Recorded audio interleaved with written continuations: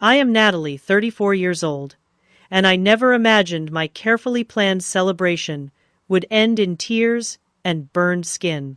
For weeks, I'd been organizing the perfect 10th birthday party for my son Lucas, complete with a custom galaxy cake that took hours to design. My sister Amber always harbored jealousy toward me, but I never thought she would target my innocent child. As Lucas stood beaming before his dream cake, ready to make a wish, none of us anticipated the moment that would fracture our family forever. Before I continue this heartbreaking story, let me know where you are watching from, and hit that like and subscribe button if you have ever had to protect someone you love from your own family. Lucas has always been the center of my world, since the moment he was born. As a single child, each of his birthdays holds special significance for our family, but turning 10 felt particularly momentous. Double digits as Lucas kept reminding us with excitement for months leading up to the celebration. My husband David and I wanted to make it perfect. Lucas developed a passionate interest in astronomy around age 7. His bedroom ceiling is covered with glow in the dark stars that we painstakingly arranged into accurate constellations. He can name every planet, major moon, and countless stars. For his birthday, we splurged on a telescope that we kept hidden in our garage, wrapped and waiting for the big reveal. But what Lucas was most excited about was the cake. I spent weeks collaborating with a local bakery that specializes in custom designs. The cake was a masterpiece, a 3-tiered creation with hand-painted galaxies, edible glitter stars, and planets made from fondant. The inside was marbled with blue and purple swirls, and between the layers was a surprise filling of star-shaped sprinkles that would spill out when cut. It cost nearly $300, but seeing Lucas's face light up would be worth every penny. The backdrop to this celebration was a family dynamic that had been strained for years. My sister Amber is 3 years younger than me, and our relationship has always been complicated. As children, she seemed determined to compete for every scrap of attention, particularly from our father Richard. While I excelled in academics, Amber sought the spotlight through drama both on stage and off. One particular memory stands out from my 16th birthday. My parents had given me a beautiful silver necklace with a small diamond pendant, my first piece of real jewelry. During the party, it mysteriously disappeared from my neck. Hours later, we found it in Amber's pocket. She claimed I had let her borrow it despite everyone knowing I had been wearing it all day. Even faced with this evidence, my father defended her, suggesting there must have been a misunderstanding. This pattern continued into adulthood. When I graduated college, Amber showed up late to the ceremony and drunk. When I announced my engagement to David, she spent the entire dinner talking about her own relationship problems. When Lucas was born, she visited the hospital only briefly, claiming the baby smell gave her a headache. Recently, Amber's life had taken several difficult turns. Her marriage of 5 years ended when her husband left her for his coworker. She lost her job at a marketing firm due to budget cuts. She moved back into our father's house temporarily, which only seemed to intensify her resentment toward me and my relatively stable life. David had reservations about inviting Amber to Lucas's party. She always finds a way to make things about her. He reminded me the night before, as we hung decorations. Are you sure you want to risk it? I did harbor concerns, but something in me still hoped for reconciliation. She's still his aunt, I reasoned, and Dad would be upset if we excluded her. Besides, it's a kids' party with 20 people around. How much damage could she really do? My grandmother Eleanor would also be attending. At 78, she remained sharp as a tack and was the family's moral backbone. Growing up, she had been my safe harbor during family storms, the one who always saw through pretenses and stood firmly on the side of truth, even when it was uncomfortable. Eleanor had raised my father as a single mother, after my grandfather died in Vietnam working 2 jobs and never remarrying. She understood sacrifice and had little patience for self-pity or drama. The day before the party, I transformed our backyard into a space-themed wonderland. David hung string lights to mimic stars. We set up the telescope for the children to take turns, looking at the afternoon moon. Tables were covered with dark blue cloths, sprinkled with silver confetti. Party favors included mini astronaut action figures, space rock candy, and constellation booklets. Lucas could barely sleep the night before. I tucked him in, surrounded by his space books and NASA posters, his eyes wide with anticipation. "Tomorrow's going to be the best day ever, Mom," he whispered. "I just know it." I kissed his forehead and promised him it would be perfect. I had no idea how wrong I would be, or how a celebration of life would become a moment that would nearly destroy the fabric of our family. If only I could go back to that peaceful moment and somehow prepare for what was coming. The morning of the party arrived with perfect weather sunshine, warming the April day to a comfortable 70 degrees. Lucas woke up at 6:30, bursting into our bedroom, fully dressed in his NASA t-shirt and space-themed sneakers, ready, hours before any guest would arrive. "Today I'm officially a decade old," he announced proudly, bouncing on the foot of our bed. David groaned good-naturedly and pulled himself upright. "The birthday astronaut has landed," he said, giving Lucas a hug. "Ready for launch countdown to the party." By noon, our home was prepared for the invasion of excited 10-year-olds and family members. The cake was scheduled for delivery at 2 just before the party started. My father, Richard, arrived early, offering to help with last-minute arrangements, though he spent most of the time checking his phone. "Is Amber coming?" he asked casually, though I could hear the underlying concern. "She said she would be here," I replied, arranging juice boxes in a cooler. "I texted her this morning to confirm." Richard nodded, looking relieved. "She's been having a hard time lately, Natalie. Try to be understanding if she seems a little off." I bit my tongue to avoid pointing out that Amber had been having a hard time for most of her 31 years. Instead, I simply nodded and continued with preparations. The first guests arrived at 2:30. Lucas's best friend Tyler and his parents, bearing a large gift wrapped in rocket ship paper. Tyler and Lucas immediately ran to the backyard to examine the space-themed games David had set up. Other children and parents followed, filling our home with excited chatter and laughter. My grandmother Eleanor arrived wearing a blue dress and bringing a small but thoughtfully chosen gift, a book about women in space exploration that I knew Lucas would treasure. She hugged me tightly and whispered, "Everything looks wonderful, dear. You've done a beautiful job." The cake arrived on schedule, even more spectacular than I had imagined.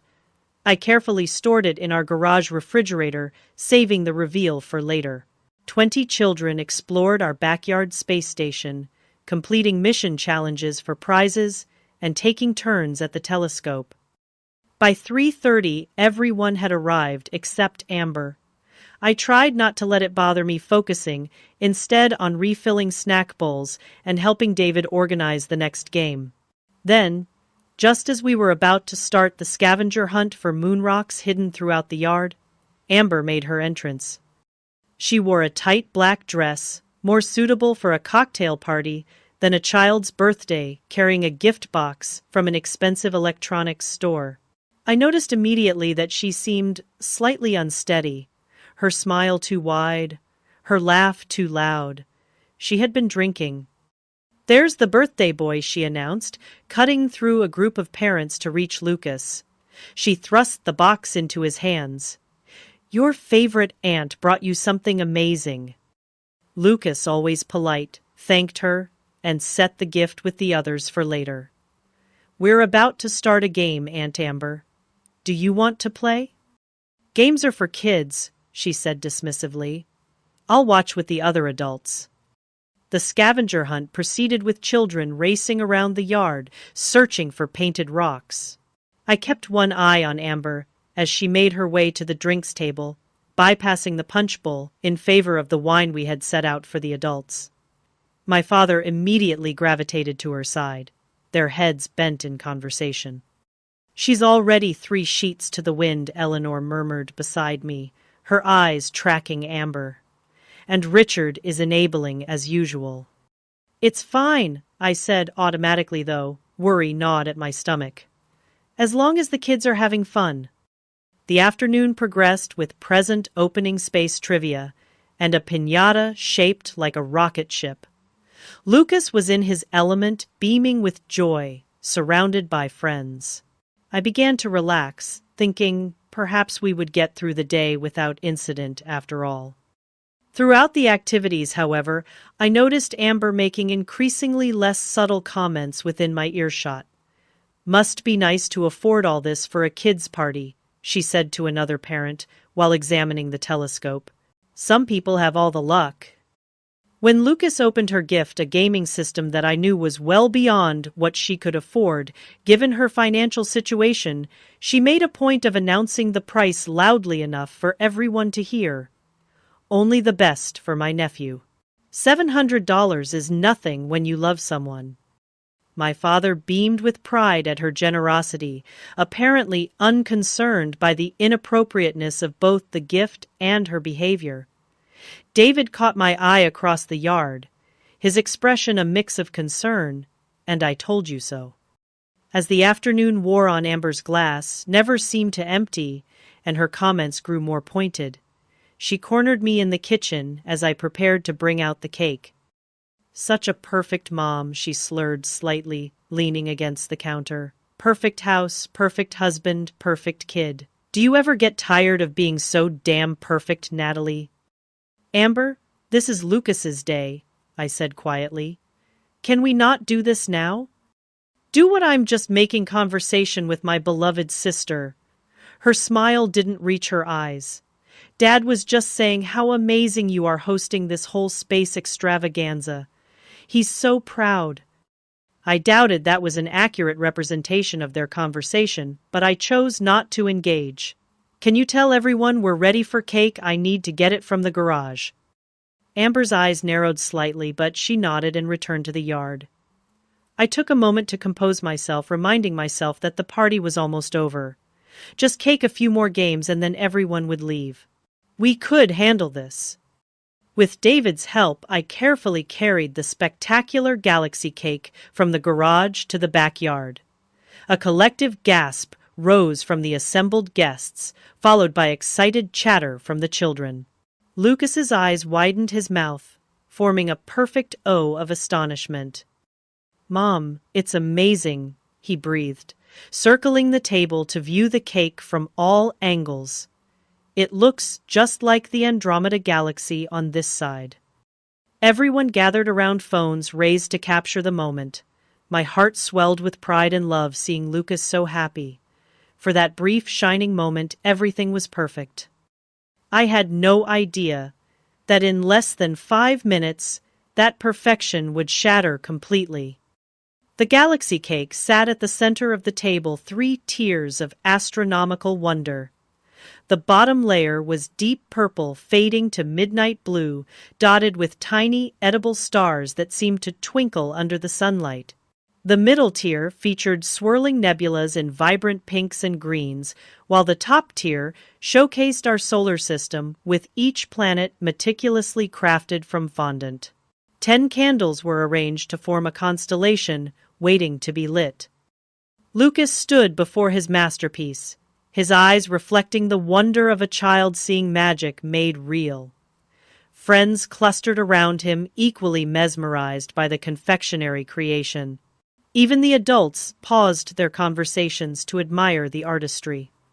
"Make a wish that's out of this world," David said, ruffling Lucas's hair as he lit the candles one by one. The flames created dancing shadows across the frosted galaxies. I started the traditional birthday song, and everyone joined in. Lucas closed his eyes, concentrating hard on his wish as the song concluded. He took a deep breath, ready to blow out the candles, marking his first decade of life. That's when it happened. In a motion so swift I barely registered it beginning. Amber stepped forward from beside my father and placed her hand firmly on the back of Lucas's head. With shocking force, she shoved his face downward into the cake, his forehead and nose, connecting with the top tier where the candles were still burning. The singing cut off abruptly. Lucas screamed, the sound muffled by frosting before he jerked backward, his face covered in blue and purple icing. But what turned my blood cold was the small red mark forming on his right cheek where a candle had seared his skin. Lucas, I rushed forward, pulling him away from the ruined cake. His eyes were wide with shock and pain, tears cutting tracks through the frosting on his face. The yard had fallen completely silent. 20 children stared in horror. Parents froze mid-conversation. My father's mouth hung open in surprise. Amber laughed, a harsh sound in the stillness. "Lighten up. It's a cake smash. It's tradition." Lucas whimpered as I gently wiped frosting from around his eyes. "Mom, it burns," he whispered, touching his cheek where an angry red welt was forming. "David, get ice," I called, my voice tight with controlled panic. David was already moving, sprinting toward the house. "What were you thinking?" I turned to Amber, unable to keep the fury from my voice. The candles were still lit. "Oh, please, it's just a tiny burn." Amber rolled her eyes, reaching for her wineglass. "Kids get hurt all the time. He'll live." Tyler's mother, a nurse, stepped forward. "Let me see, Lucas," she said gently, examining his cheek. "It's a minor burn, 1st degree only, but we should treat it right away." David returned with ice, wrapped in a clean kitchen towel, which Tyler's mother carefully applied to Lucas's cheek. Lucas was trying hard not to cry in front of his friends, his bottom lip trembling with the effort. "I think you should leave," I said to Amber, my voice low but firm. "Are you serious?" Amber's eyes widened in manufactured innocence. "It was a joke, Natalie. God, you always overreact to everything." My father finally found his voice, stepping forward to place a hand on Amber's shoulder. "Now, Natalie, I'm sure Amber didn't mean any harm. These things happen at parties. Remember when we did the same to you on your 12th birthday?" His defense of her actions sent a wave of disbelief through me. "Dad, I was not pushed into lit candles on my 12th birthday. Lucas has a burn on his face." "A tiny burn," Amber interjected, "barely noticeable. And the cake was going to be cut up anyway." "That's not the point," David said, his normally calm demeanor giving way to anger. "You deliberately hurt our son on his birthday." Eleanor stepped forward, her small frame somehow commanding immediate attention. "Richard?" She addressed my father, her voice steady, but cold. "Are you actually defending this behavior?" My father shifted uncomfortably. "I'm just saying accidents happen, Mom. The kids are still having fun. Right, kids?" The children remained silent, some looking at their feet, others staring at the ruined cake. One small girl was crying quietly. "This was no accident," Eleanor stated flatly. "And I think you know that, Richard." Parents began to murmur among themselves, some checking the time on their phones, clearly looking for a graceful exit from the increasingly uncomfortable situation. A few approached me quietly, offering sympathetic words and help cleaning up. "I think we should move inside and get Lucas properly cleaned up," Tyler's mother suggested tactfully. "Maybe the other children could watch a movie while you sort things out." I nodded gratefully, still too shocked and angry to form a coherent plan. David guided the children inside while I attended to Lucas in the kitchen, carefully washing frosting from his hair and face, paying special attention to the burned area. "Why did Aunt Amber do that?" Mom Lucas asked, his voice small. The confusion in his eyes was almost worse than the pain. Is she mad at me? No, sweetheart, I assured him, though my heart ached with the inadequacy of my explanation. Aunt Amber made a very bad choice. It had nothing to do with you. In the living room, I could hear Amber's voice rising in pitch, still defending her actions to the remaining adults. It's a tradition everyone does cake smashes. You're all acting like I committed some horrible crime. My father's voice joined hers. Amber apologized. What more do you want from her? She did not apologize, David corrected firmly. Not once. I returned to the backyard with Lucas, his face now clean but sporting an angry red mark on his right cheek. The bakery had included a box of matching cupcakes with the cake order, which David was now arranging on a tray as a replacement. Look, buddy, David said, with forced cheerfulness. We still have special space cupcakes for everyone. And you get first pick. Lucas attempted a smile, but I could see the joy had been thoroughly drained from his day. Several parents were gathering their children, making polite but hasty exits. The magical atmosphere of the party had been shattered beyond repair. You've ruined his birthday, I said to Amber when Lucas was distracted by choosing a cupcake. I want you to leave. Now. Fine, she snapped, grabbing her purse. I try to add some fun to this boring party and get treated like a criminal. Typical Natalie, always the victim. My father stepped between us. Natalie, you're overreacting. It was just a silly prank that went a little wrong. Lucas is fine. He is not fine, I hissed, keeping my voice low to prevent Lucas from hearing. He has a burn on his face, and his birthday is destroyed. If you ask Amber to leave, I'm going too, my father declared, as if this ultimatum would make me reconsider. That's your choice, David said, joining the conversation. His tone left no room for argument. But either way, this party is over for both of you. Eleanor stood silently beside Lucas, her hand gently resting on his shoulder as she helped him select a cupcake. Her eyes, however, never left the confrontation unfolding across the yard.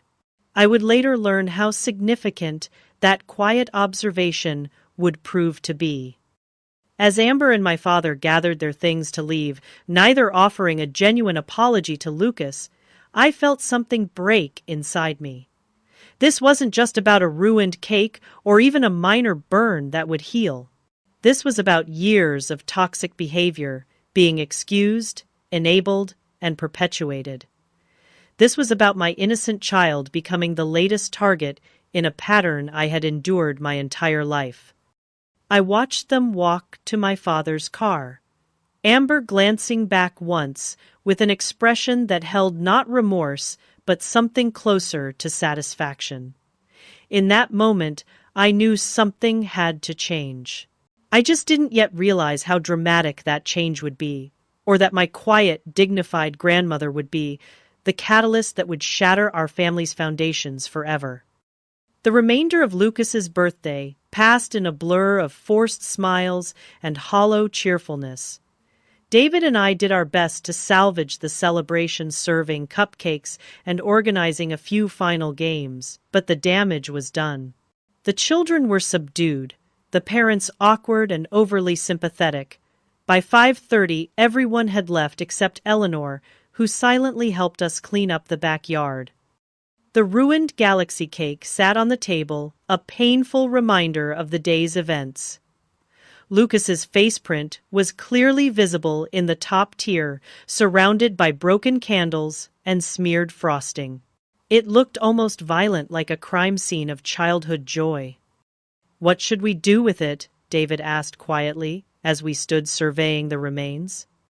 Throw it away, I said, surprised by the bitterness in my voice.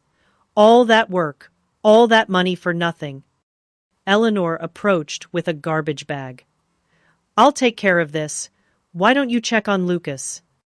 I found my son in his bedroom, already changed into pajamas, despite the early hour. He sat on his bed examining his new telescope, the one bright spot in an otherwise disastrous day. The burn on his cheek had faded to a dull red mark, but I knew the emotional wound ran deeper. "How are you feeling, Space Captain?" I asked, sitting beside him. Lucas shrugged, not meeting my eyes. "It's okay, Mom. The party wasn't that bad." His attempt to comfort me broke my heart. "Lucas, what happened today was not okay. Your aunt was wrong, and so was Grandpa for defending her." "Grandpa always takes Aunt Amber's side," Lucas observed, with the simple clarity of a child, "even when she does mean things." "Yes," I admitted, realizing I couldn't shield him from this family truth any longer. "That's a pattern that's gone on for a very long time." Lucas touched his cheek gently. "Why does Aunt Amber hate me?" "Oh, sweetheart," I pulled him close. "Aunt Amber doesn't hate you. She's unhappy with her own life, and sometimes unhappy people hurt others because they're hurting inside." "That's stupid," Lucas declared, with 10-year-old certainty. "If I'm sad, I don't push someone's face in a cake." Despite everything, I laughed. "You're right. It is stupid, and not something that grown-ups should do." After tucking Lucas in early, exhausted from the emotional day, I joined David and Eleanor in the kitchen. David was washing dishes with more force than necessary, his jaw set in anger. "I told you inviting her was a mistake," he said as I entered. "I'm sorry, but I did." "I know," I sighed, collapsing into a chair. "I just never thought she'd target Lucas. Me, yes, but not a child, not her nephew." Eleanor sat across from me, her hands folded on the table. In the overhead light, she looked older than her 78 years, the lines in her face deeper. "This has been building for years," she said quietly. "Richard has enabled Amber's behavior since she was small, and now she has no boundaries." "Dad called while you were upstairs," David informed me, drying his hands on a towel.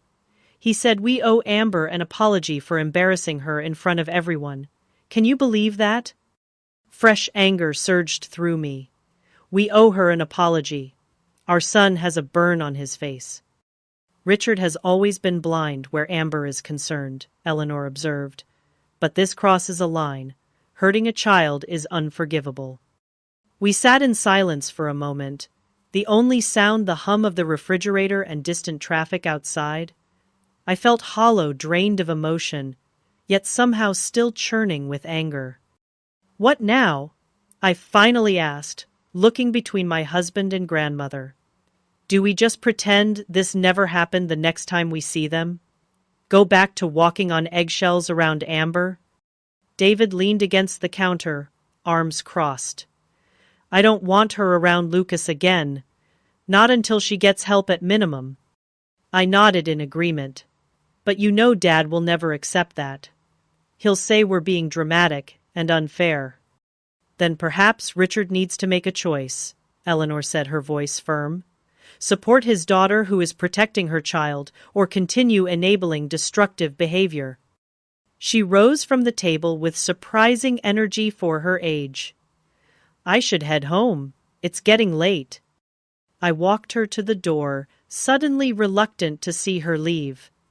Eleanor had always been my rock, the voice of reason in family chaos. "What would you do, Grandma?" I asked as she collected her purse. Eleanor paused, her hand on the doorknob.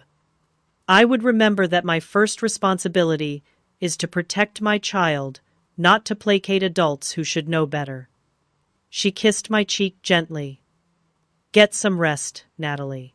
Tomorrow is another day." After she left, David and I sat on the couch in silence, emotionally exhausted. "I keep seeing it happen," I admitted. The look on Lucas's face when she pushed him. The seconds of silence before he started crying. David put his arm around me. "We should document the burn, take pictures, just in case." In case of what I asked, though, I understood his implication. "In case this escalates. In case we need proof later." His voice was grim. "I don't trust Amber, and I certainly don't trust your father to hold her accountable. We took photos of Lucas's cheek as he slept, the angry red mark clearly visible against his pale skin. Then we retreated to our bedroom, though neither of us slept much that night. Morning brought a flurry of text messages from family members who had heard various versions of the incident. My cousin Lisa wanted to know if it was true that Amber had been asked to leave the party. My Aunt Susan expressed concern about Lucas, but also suggested that family should forgive family. No one notably seemed to be holding Amber accountable for her actions. I was pouring coffee when my phone rang, Eleanor's name flashing on the screen. "Grandma, good morning," I answered. "Natalie," her voice sounded unusually tense. "I want you to know that I'm at Richard's house." "What?" Why, I set my mug down in surprise. "There are some things that need to be said, and I'm going to say them. I tried calling you earlier, but there was no answer." I checked the missed calls on my phone and saw that she had indeed tried to reach me at 6 in the morning. "Grandma, what are you planning to do?" "What should have been done years ago," she replied cryptically. "Don't worry, just stay home with Lucas. I'll call you when it's over." The call ended before I could protest further. A sense of foreboding washed over me. Eleanor was not prone to confrontation or dramatic gestures. Whatever she had planned must be serious. David entered the kitchen, rubbing sleep from his eyes. "Who was that?" "My grandmother," I said, still staring at the phone. "She's at my father's house where Amber is staying. She said she's going to say what should have been done years ago." David's eyebrows shot up. "That doesn't sound like Eleanor." "No," I agreed, a knot forming in my stomach. "It doesn't." My phone buzzed again, this time with a text from my father. "What the hell is going on? Did you send your grandmother here to threaten us?" "Threaten?" David read over my shoulder. "What is he talking about?" Before I could respond, another text came through, this one from Amber. "Your psycho grandma is here, with a baseball bat. Come get her before we call the police." David and I exchanged alarmed looks. "That can't be right," I said. "Eleanor wouldn't. She's 78 years old." "We need to go over there," David decided, already moving toward the bedroom to change. "I'll stay with Lucas. You go see what's happening." 20 minutes later, I was in my car driving the familiar route to my childhood home, where my father now lived alone except for Amber's temporary residence. My mind raced with scenarios, none of them making sense. Eleanor was the most composed, reasonable person I knew. The idea of her wielding a baseball bat was so incongruous it seemed like a bad joke. As I pulled into the driveway, I noticed Eleanor's sensible blue sedan parked at the curb. The house looked peaceful from the outside, no signs of the drama allegedly unfolding within. I approached the front door, with trepidation, rang the bell, and waited, my heart pounding in my chest. What I would witness inside would change our family dynamic forever, in ways I could never have anticipated. My father opened the door, his face a mask of indignation. Finally, he huffed, stepping aside to let me enter. "Maybe you can talk some sense into your grandmother." The living room came into view as I stepped inside, and the scene before me was so surreal, I momentarily questioned whether I was dreaming. Eleanor sat primly on the edge of the sofa, her posture perfect as always, her handbag neatly placed beside her. And yes, propped against the coffee table was an old wooden baseball bat, worn with age, but solid. Amber paced near the window, her hair disheveled, still wearing what appeared to be yesterday's clothes. Her eyes were red-rimmed, whether from crying or lack of sleep I couldn't tell. Natalie, Eleanor greeted me calmly, as if this were a normal social call. "I'm glad you're here. We were just discussing yesterday's events." With a baseball bat, I couldn't help blurting out, gesturing toward the wooden implement. "Oh, this—" Eleanor glanced at the bat as if noticing it for the first time. "Just a visual aid for our conversation." I haven't touched it since I set it down." "She brought a weapon into my house," my father exclaimed, throwing his hands up, "threatened us with it." Eleanor rolled her eyes, an unexpected gesture from a woman of her generation. "Don't be dramatic, Richard. I simply needed to ensure I had everyone's full attention. It worked remarkably well." "What exactly is happening here?" I asked, still trying to process the bizarre tableau. "Your grandmother has lost her mind," Amber spat, crossing her arms defensively. "She showed up at 7 in the morning, banging on the door with that thing demanding to talk about yesterday, as if it was some huge deal." Eleanor's expression remained serene, but her eyes hardened. "I brought the bat that belonged to your grandfather, Richard," she explained. "The one he used to teach you to play when you were Lucas's age. I thought it might jog your memory about what it means to protect a child." My father shifted uncomfortably, his eyes flickering to the bat. I suddenly remembered the stories of my grandfather who died before I was born, teaching my father to play baseball in the backyard of their small house. It had been one of the few happy childhood memories he shared. "This has gone far enough," my father declared, though his voice lacked conviction. "You can't just show up waving a bat around because of a little birthday prank." "A prank?" Eleanor's voice remained level, but took on a steely quality I'd rarely heard. "Let me remind you what happened, since you seem confused. Your daughter, a grown woman of 31, physically assaulted your 10-year-old grandson on his birthday, causing him actual bodily harm. You then defended this behavior and demanded that the victims apologize to the perpetrator. Which part of that sounds like a prank to you, Richard?" My father opened his mouth, then closed it again without speaking. "I didn't assault anyone," Amber interjected. "It was a cake smash. People do it all the time at parties." "To babies on their first birthdays with cakes specifically designed for that purpose, and no lit candles," Eleanor corrected her. "Not to 10-year-olds with expensive custom cakes that they haven't even had a chance to enjoy. But then you knew that, didn't you?" Amber looked away, unable to meet Eleanor's steady gaze.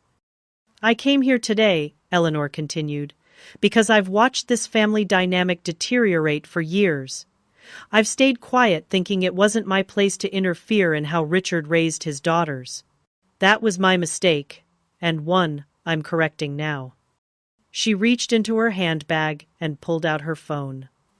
"I took a video yesterday of Lucas opening presents. I kept recording when the cake came out. Would you like to see it again? The exact moment when childhood joy turns to pain and confusion." Without waiting for a response, Eleanor pressed play and turned the screen toward my father and sister. The tinny sound of "Happy Birthday" filled the silent room, followed by the abrupt silence and Lucas's cry of pain. "Look at his face," Richard, Eleanor instructed. "Not just the physical pain, but the betrayal, the confusion. Your grandson trusted that he was safe among family, and in an instant that trust was broken." My father's face had gone pale. Seeing the incident on video, removed from the heat of the moment, and his instinct to defend Amber, seemed to affect him differently. Now Eleanor continued, tucking her phone away. "Let me tell you both a story you may not know.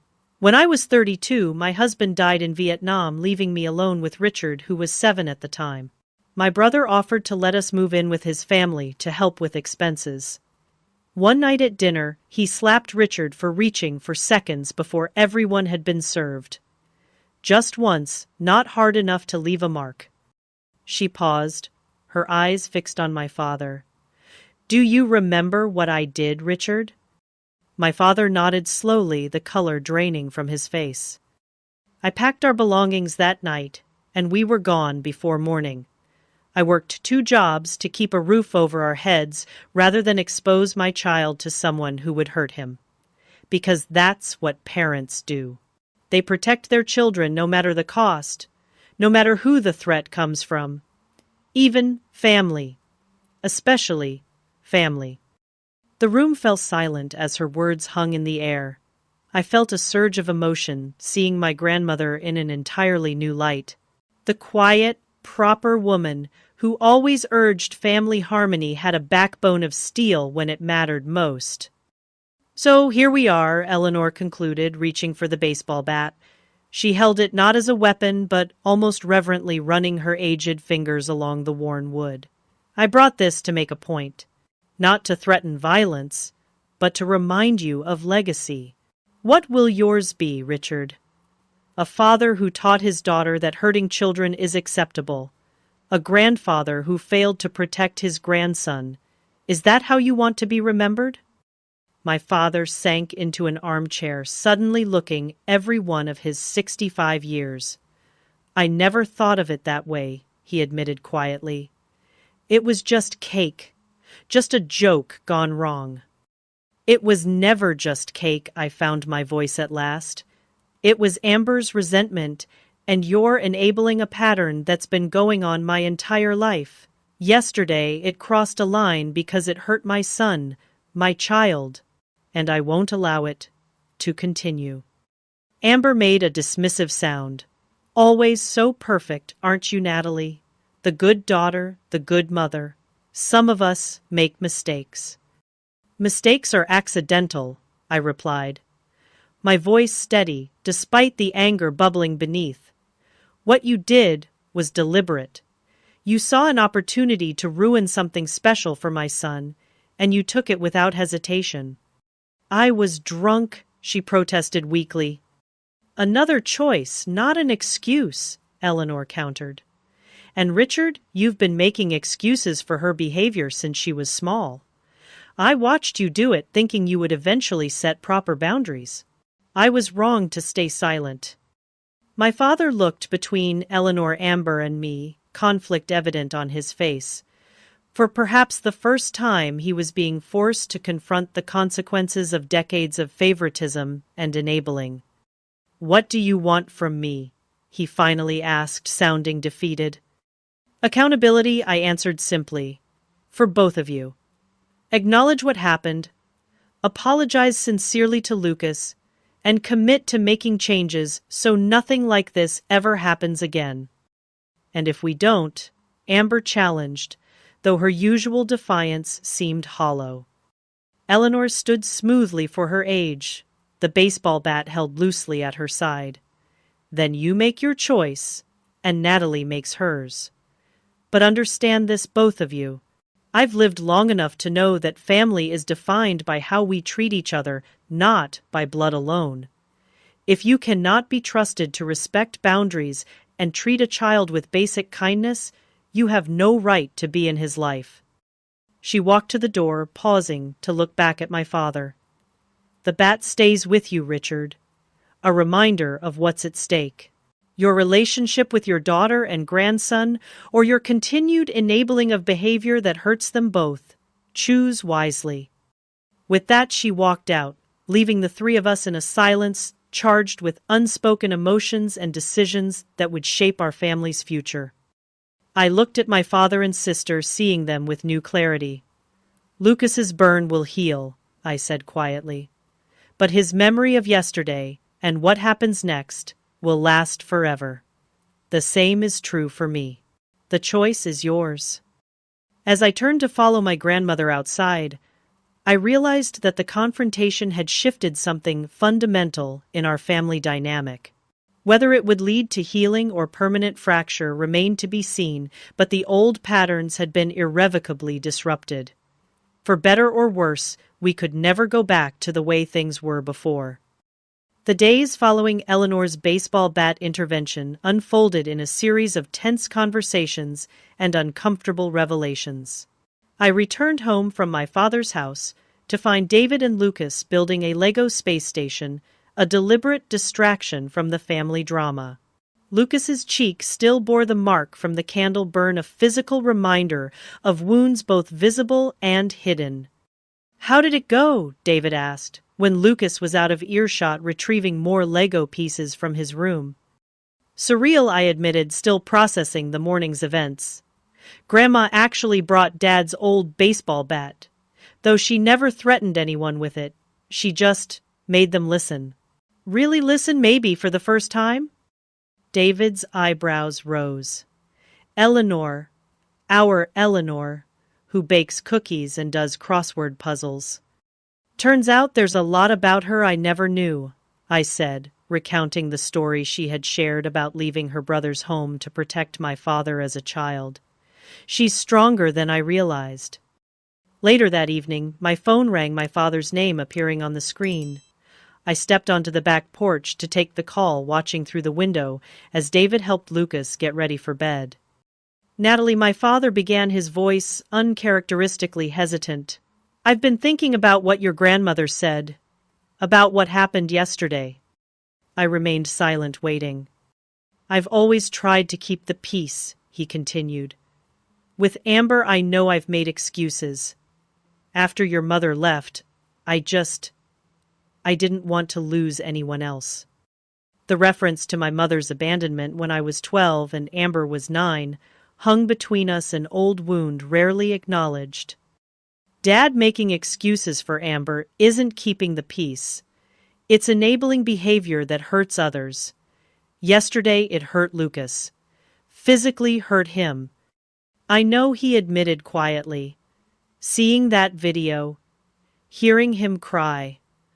I didn't see it clearly yesterday. I was so busy defending Amber that I missed what was right in front of me. And now I prompted. I want to apologize. To Lucas, to you and David. In person, if you'll allow it. What about Amber? A heavy sigh came through the phone. She's struggling, Natalie. After you left, she broke down completely. Admitted she's been drinking too much since the divorce. Said she was jealous of your family, your stability.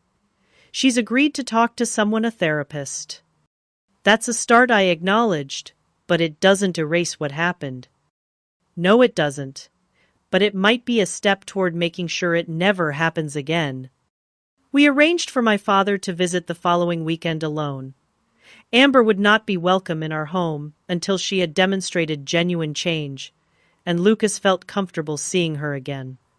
When I shared this development with David, he was skeptical. One conversation with your grandmother and suddenly they're both seeing the light. I don't buy it. I don't think it's that simple, I admitted. Dad sounded sincere, but this pattern has been in place for decades. Real change will take time if it happens at all. News of the birthday incident and its aftermath spread through our extended family like wildfire, with sides quickly being drawn. My Aunt Susan, my father's sister, called to express outrage, not at Amber's behavior, but at our overreaction and Eleanor's inappropriate intervention. Family problems should stay within the family, she lectured, threatening people with baseball bats. What will the neighbors think? I care more about my son's safety than neighborhood gossip, I replied, before ending the call. My cousin Lisa, on the other hand, reached out with support. About time someone stood up to Amber, she texted. She's been getting away with murder for years because Uncle Richard always covers for her. The fracture lines in our family became increasingly clear as the week progressed. Those who prioritized surface harmony and the appearance of family unity sided with Amber and my father. Those who valued accountability and protecting the vulnerable supported Eleanor's actions and our boundaries. Lucas, meanwhile, returned to school with a small bandage covering the healing burn on his cheek. When asked about it, he matter-of-factly told his classmates, "My aunt pushed my face into my birthday cake with the candles still lit because she has problems." His straightforward honesty, free from the complicated emotional layers adults would add, was refreshingly simple. The weekend arrived, bringing my father to our doorstep. He stood awkwardly on the porch, holding a small gift bag and looking years older than he had at the birthday party just a week before. "Is Lucas home?" he asked after I invited him in. "He's in the backyard with David. They're setting up his telescope for tonight." I gestured toward the living room. "We should talk first before you see him." My father nodded, following me to the couch. He placed the gift bag on the coffee table, but made no mention of it. "How's Amber?" I asked, more out of obligation than genuine interest. "She had her first therapy session yesterday," he replied. "The therapist suggested she might have issues with alcohol on top of everything else. Recommended a support group." "Will she go?" He shrugged. "She says she will. I hope so." He paused, fidgeting with his watch. "I've been doing some thinking, Natalie, about how I've treated you and Amber differently over the years." "That's putting it mildly," I commented, unable to keep the edge from my voice. "After your mother left, Amber fell apart. You seemed so strong, so capable of handling everything. I think I convinced myself you didn't need me as much." It was an old excuse, one I'd heard in various forms throughout my life. "I was 12, Dad. I wasn't strong. I was terrified. I just didn't show it the same way Amber did." "I know that now," he admitted. "Or, I'm trying to know it. Your grandmother has been quite direct in her observations this week." "Despite everything," I smiled slightly. "I bet she has." "The thing is," my father continued, "I think I've been unfair to Amber too, in a way. By never holding her accountable, I never gave her the chance to grow up properly, to learn from mistakes." It was a surprisingly insightful observation from a man who had spent decades avoiding such realizations. "That's true," I acknowledged. "But understanding the problem doesn't automatically fix it." "No," he agreed, "but it's a start." David appeared at the patio door, Lucas visible behind him, examining something through the telescope. My husband raised an eyebrow in silent question, and I nodded, indicating it was okay to bring Lucas in. My son entered cautiously, his eyes immediately finding the small bandage on his cheek. His expression was guarded, unusual for a typically open and trusting child. "Hi, Grandpa," he said, stopping a few feet away. "Lucas," my father's voice cracked slightly, "I came to say I'm sorry for what happened at your party, for not protecting you like a grandfather should." Lucas considered this. "Aunt Amber was the one who pushed me." "Yes, she was. And I should have been angry at her for hurting you, not defending her. That was wrong of me." "Is she sorry too?" Lucas asked, with the direct simplicity of children. My father hesitated. "She says she is. She's getting help for some problems. She has problems that made her act the way she did. But that doesn't excuse what she did to you." Lucas nodded thoughtfully. "Great-grandma said sometimes adults make bad choices, and other adults need to make sure they have consequences." My father looked startled, then rueful. "Your great-grandma is a wise woman, wiser than I've been." He gestured to the gift bag on the table. "I brought you something. It's not to make up for what happened, because I know I can't fix that with a present. It's just something I thought you might like for your telescope." Lucas looked to me for permission before approaching the bag. Inside, he found a book of astronomical charts and a set of specialized lens filters. "These help you see different features on the planets," my father explained. I asked at the science store what would be good for a beginner telescope. "Thank you," Lucas said politely, though, without his usual enthusiasm for space-related gifts. "Would you show me how your telescope works?" my father asked. "If that's okay with your mom and dad." Lucas looked to us again. David nodded slightly. For a little while, we were in the middle of aligning it for tonight. As Lucas led my father outside, David hung back with me. "You okay?" he asked quietly. "I think so," I said, watching through the window as Lucas began explaining his telescope to my father with cautious animation. "This is just the beginning, though. One apology doesn't erase years of patterns." "No," David agreed, "but it's something." The next few months brought tentative changes to our family structure. my father made consistent efforts to connect with Lucas on his own terms, showing genuine interest in his astronomy, hobby, and school activities. He attended Lucas's science fair, without Amber proudly photographing his solar system display that won third place. Amber remained in therapy, and according to my father, was actively participating in an alcohol support group.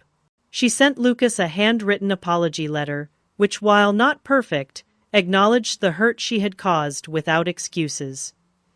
Lucas read it carefully, then placed it in his desk drawer without comment. "Do you want to see Aunt Amber?" I asked him a few weeks later. He considered the question seriously. Not yet, he finally decided. Maybe when my face doesn't have a mark anymore. The small burn had indeed left a tiny scar on his cheek, barely noticeable to anyone who wasn't looking for it, but a permanent reminder of that birthday. The pediatrician assured us it would likely fade completely with time. Eleanor became something of a family hero to Lucas after the full story of her baseball bat confrontation emerged. "Great-grandma is like a ninja," he declared admiringly. "Quiet, but powerful." The extended family remained divided. Thanksgiving approached with complicated negotiations about who would attend which gatherings. My aunt, Susan, hosted a dinner that included Amber, but not us. My father declined her invitation, choosing instead to join us and Eleanor for a smaller celebration. "Families change," Eleanor observed as we prepared the Thanksgiving meal together. "Sometimes they need to break apart to heal properly, like a bone that's been set wrong." Looking around our kitchen at David, teaching Lucas to make gravy at my father, setting the table with careful precision, at Eleanor herself, kneading dough with hands gnarled by arthritis, but still strong, I realized she was right. Our family had fractured, but perhaps it had broken along lines that needed to separate. What remained was smaller but stronger, built on respect rather than obligation, on accountability rather than enabling. It wasn't perfect, and the healing was far from complete, but it was real. And for that, despite everything, I found myself genuinely thankful. 6 months after the birthday party incident, spring had given way to summer. The tiny scar on Lucas's cheek had faded to the point where only those who knew to look for it could find it, a pale crescent, barely visible when he smiled. The emotional scars, however, were taking longer to heal, though progress was evident in small but significant ways. We celebrated Lucas's half-birthday with a much smaller gathering, just our immediate family, Eleanor, and 2 of Lucas's closest friends. The cake was modest but beautiful, a simple chocolate confection decorated with edible stars. When it came time to blow out the candles, Lucas hesitated briefly, a flash of memory crossing his face before leaning forward confidently to make his wish. "No faceplants today," he joked afterward, a sign that he was finding ways to process what had happened with the resilience children often demonstrate. Amber's journey toward accountability and healing had been uneven but persistent. According to my father, she had maintained her therapy sessions and attendance at support group meetings. 3 months of sobriety had given her a clarity she hadn't possessed in years, bringing painful realizations about her behavior patterns. "I've been jealous of you since we were kids," she admitted during a carefully arranged coffee meeting, just the 2 of us, at a neutral location. "You were always so capable, so put together. Dad looked to you to be the strong one, even though he gave me more attention. I resented both things somehow." "I never saw myself that way," I told her. "I always felt like I was struggling to earn the approval you got automatically." She looked genuinely surprised. "Really, I always thought Dad loved you more. He just felt obligated to take care of me because I was such a mess." It was a revelation for both of us how differently we had experienced the same family dynamic. Not an excuse for her actions, but perhaps a starting point for understanding. "I want to see Lucas," she said as our meeting ended. "When he's ready, if he's ever ready. I understand if the answer is no. I'll talk to him," I promised, making no commitments. My father's transformation had been perhaps the most surprising. After decades of enabling Amber and dismissing my concerns, he had begun the difficult work of examining his own role in our family dysfunction. He started seeing a counselor of his own, something I never would have expected from a man of his generation who considered therapy a sign of weakness. "I failed both my daughters," he confessed during a private conversation. "I favored Amber because she reminded me of your mother, fragile and needing protection. I took you for granted because you reminded me of myself or who I wanted to be, strong and self-sufficient. Neither of you got what you actually needed from me." His acknowledgement, while painful to hear, was also healing in its honesty. For the first time, I felt truly seen by my father, not as a projection of his expectations, but as myself with all my complexities and needs. Eleanor, now approaching her 79th birthday, watched these developments with quiet satisfaction. The baseball bat had been returned to its place in my father's garage, but its symbolic impact remained a powerful reminder of the moment our family's unhealthy patterns were finally confronted. "I should have spoken up years ago," she reflected during one of our regular Sunday dinners. "Sometimes wisdom comes with age, but sometimes age just gives you the courage to use the wisdom you already had." Lucas, approaching 11, had developed a thoughtful perspective on family relationships that seemed beyond his years.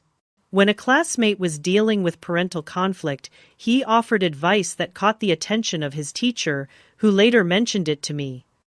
Lucas told Jamie that sometimes grown-ups make bad choices because they're hurting inside, but that doesn't make the bad choices okay, she reported.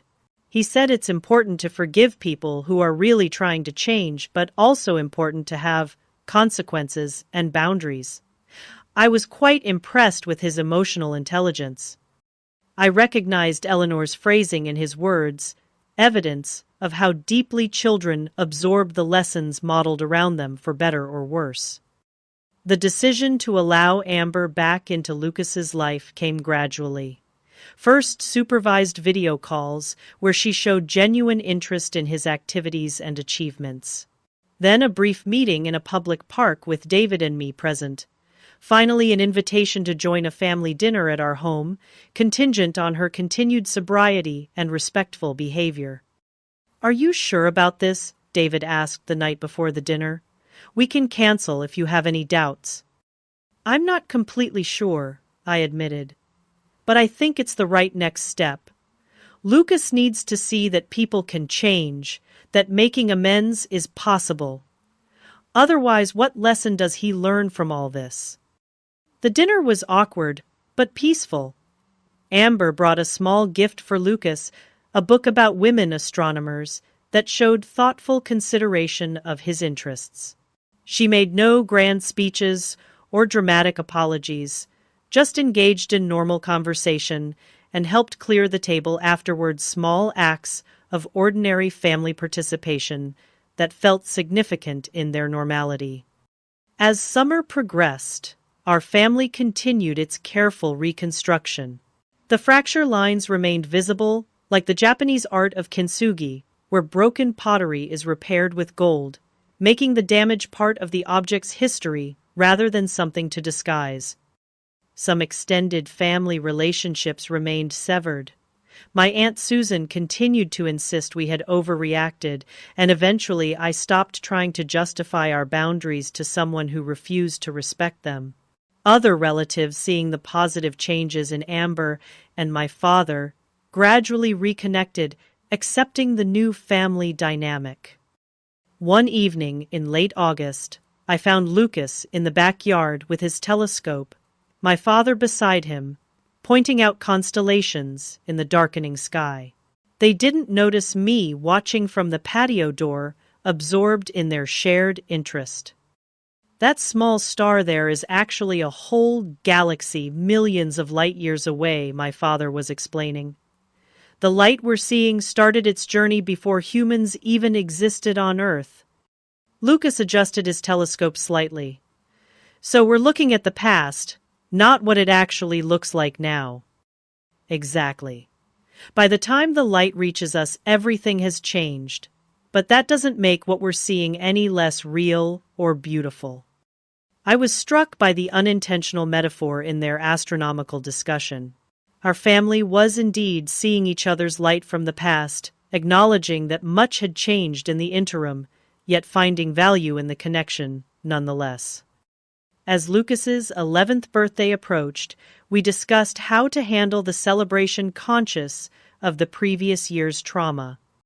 I still want a party, Lucas decided, but maybe smaller with just people who make me feel good. What kind of cake would you like? I asked carefully. He thought for a moment. Something simple. But I still want candles. I'm not going to let one bad experience ruin birthday candles forever. His resilience brought tears to my eyes. That's very brave, Lucas. He shrugged. Great-grandma says that being brave isn't about not being scared. It's about doing things even when you are scared because they matter to you. Eleanor's wisdom, again, filtering through to the next generation. The day of Lucas's 11th birthday arrived with clear skies and gentle warmth. The gathering was indeed smaller than the previous year, but filled with genuine affection and support. Amber had been invited conditional on her continued sobriety and positive behavior which she had maintained. She arrived on time sober with a modest age-appropriate gift. When the cake appeared, a simple chocolate creation decorated with stars, everyone grew quiet. The memory of last year's disaster hanging unspoken in the air. Lucas stood before it, looking at the 11 candles with a mixture of anticipation and trepidation. My father stepped forward, placing a gentle hand on Lucas's shoulder. "Make a wish, grandson," he said softly. "We're all here to celebrate you exactly as you are." Lucas took a deep breath, closed his eyes for a moment, then blew out all 11 candles in one go. The small gathering erupted in applause not just for the extinguished flames, but for the moment of healing they represented. Later, as guests departed and we began cleaning up, Eleanor found me in the kitchen, wrapping leftover cake. "You've done well, Natalie," she said, helping me stack plates. "Not just today, but these past months. You protected your child while still leaving room for redemption. That's a difficult balance to maintain." "I had a good example," I replied, squeezing her hand gently. She smiled, the lines around her eyes deepening. Family isn't just about blood or obligation.